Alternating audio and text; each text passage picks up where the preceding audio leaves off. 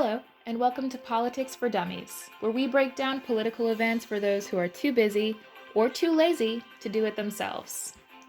I say, let's jump right into it.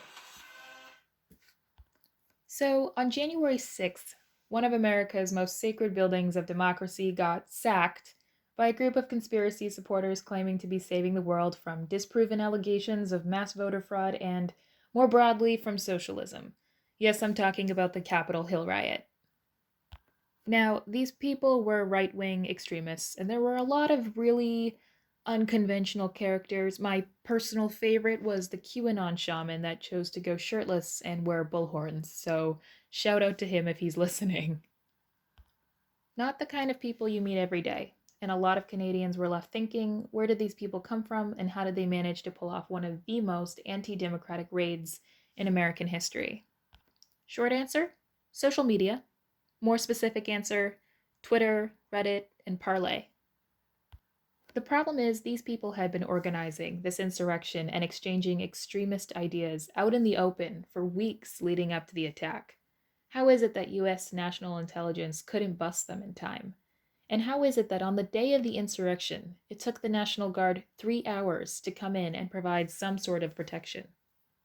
There is a plethora of reasons. Some believe there were racial undertones because the insurrectionists were predominantly white.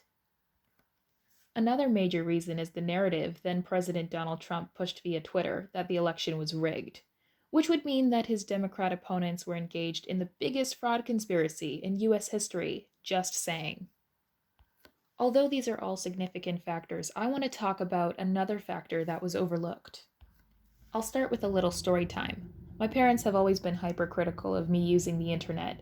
I've stopped counting how many times they've whined about kids these days, always on their devices, never interacting with actual people. And I semi-agreed until this massive pandemic hit, and I had just been hired at my student union, and we couldn't meet in person, so we had been completely operational online. I have coworkers that I care for deeply who I've actually never met in person.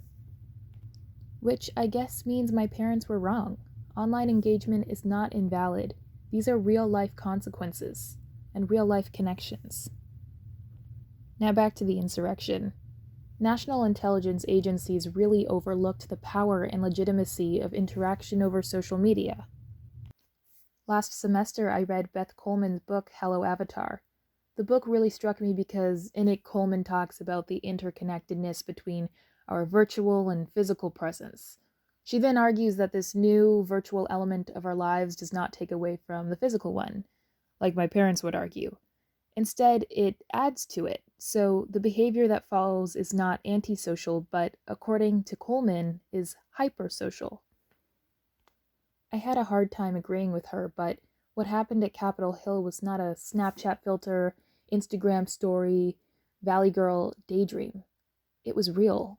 It was organized, and to an extent, it was successful. If these are the consequences we're facing, maybe we have to take social media a bit more seriously. And that concludes this week's episode of Politics for Dummies.